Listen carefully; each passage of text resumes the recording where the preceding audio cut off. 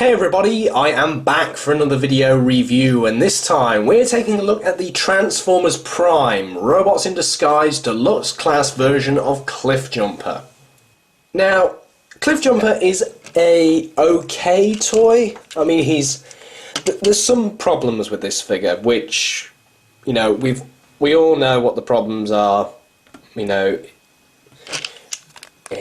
he's not like the first edition, so don't get this confused with the first edition mould, but this figure does have a lot of problems, and trying not to nag on those problems is a bit hard, but there are some positive things about the figure, which, you know, are the legs, and I mean the car mode in particular is a very good car mode. I mean, it's very sleek, very stylish. I mean, there's hardly any kibble whatsoever apart from the giant feet sticking from the bottom, which kind of drag along the floor. But other than that, there isn't really a lot to nag on the vehicle mode, apart from the fact that this is the newest set of toys that is the next series on from the movie line, the Dark of the Moon movie line. And the Dark of the Moon movie line brought in new things to, for example, hideaway peg holes and, for example, mech tech. Unfortunately, they haven't decided to incorporate their new peg hole hiding feature here. And not only that, they've got a random generic peg hole here, which it doesn't meet on the opposite side, which I find very strange. He's got his two horns here at the front, which are made out of rubbery plastic. I mean, you can quite easily snip those off. I mean, it's not. I mean, for a kid, it's easy for them to chew that off.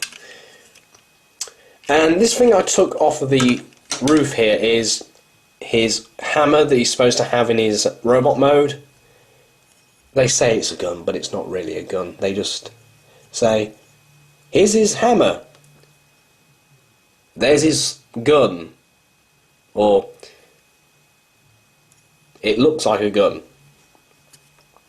Yeah. But anyway, so he is a nice vehicle mode. I mean, he's got a lot of paint applications on him. He's got silver painted rims, he's got the painted headlights and the grille, and he's got the painted bumper section here. He's got no rear tail lights, but then again they would have been red anyway, so it doesn't really make no difference. And that's pretty much it. I mean, he does have some clear translucent plastic for the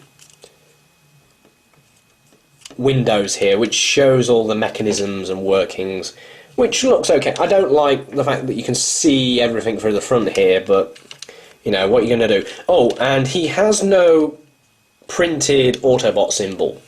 So if you want to give him an Autobot symbol, you're going to have to get a repro label or something. So anyway, let's move on to the transformation. Okay then, so the transformation of Cliffjumper is that you take this back section here, and you simply take this side here, take that side there, and you split the trunk away from the back here, and that allows you to move this piece, which you can just simply unhook and move that forward. So move all that stuff forward, take the legs here and fold them out.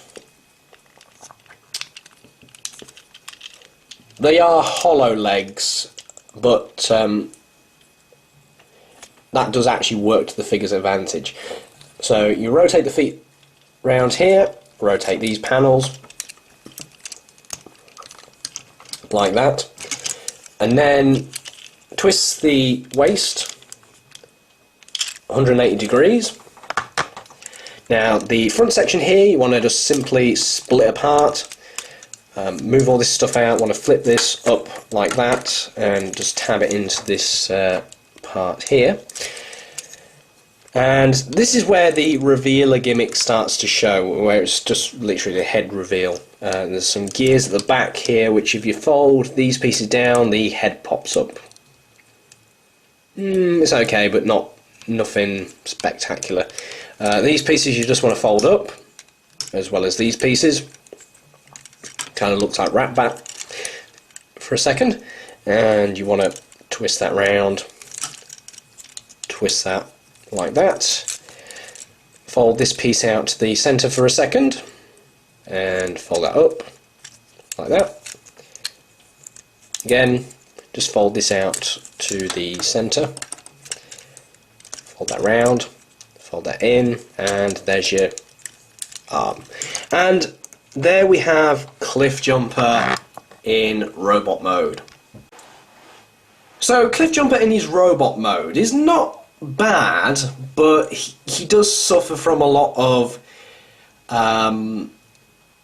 empty gappage. He does have a lot of gaps, unfortunately. For example, if you take a look at the side here, he does suffer from folding of parts to collapse on the back and having an empty hole in the middle of him. But I mean, it's not that bad. I mean, the arms do cover that up.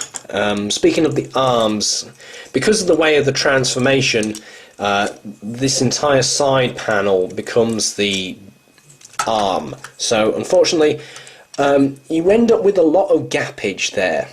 A lot of empty space, and I really don't like the arms. Those are the thing, you know, the arms are really what kill the figure for me. I wouldn't really recommend this figure as the one that you have to get, because quite frankly we have the first edition figure.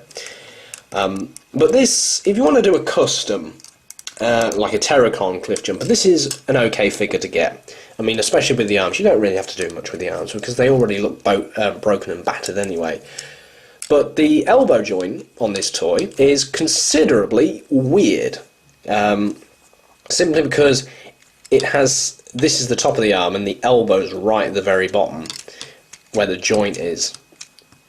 So you end up with this weird look. And not only that, when you look at it from the top, the elbows don't even really connect to the arms properly, or at least look like they're connected to the arms. And also these pieces just do not stick. The legs are in fact actually the better part of the toy. You've got a ball jointed hip, you can twist at the hip, bend at the knee, bend at the foot, rotate at the foot on a ball joint, so you can get these really nice poses. And not only that, because the legs collapse in on themselves, so the thigh goes in the leg, it really does give some really very good posing in the leg. Now, also, because they've cheapened up their figures a little, you'll also get the fake chest panel and the fake wheels and the fake windows. That kind of bugs me a little, because you've got these windows here, but yet the windows for the doors are here. You've got the lights here at the front, but yet you've got lights on the back of the elbows. You've got wheels at the back of his thighs, but yet you've got wheels on the top of his shoulders. So he ends up being from a four-wheeler to a six-wheeler in some strange fashion. And yeah, those kind of things kind of bug me a little, and that's really what kills the total look of the figure. The arms, you know, if you were to take away the arms, I would deem this part of the figure acceptable, but because of the arms, it just totally ruins the figure for me. He does hold his club hammer thing okay. I mean, it's okay. You do get that problem, which is obvious. And I mean, he can hold it like a gun, but who has a gun like that?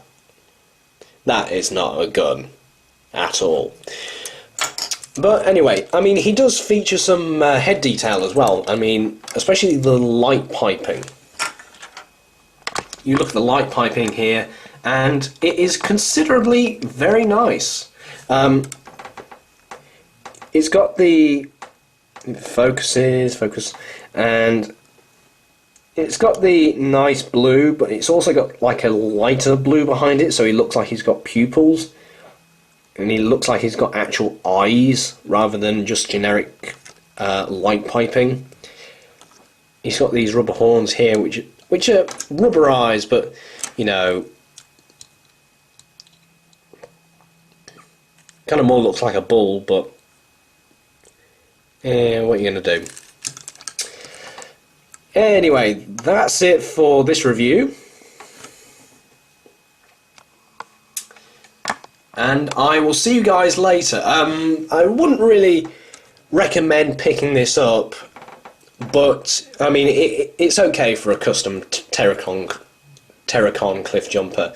I mean it's an okay substitute for a character that was in merely a minute of screen time. I mean, not really a big character player, but I mean it represents Cliffjumper. Not the best representation of Cliffjumper, but it does fill that spot. I mean, there are some nice pieces to him, but there are some horrible pieces to this toy. So, if you want a good figure, get the first edition. But anyway, that's it for this review, and I will see you guys later.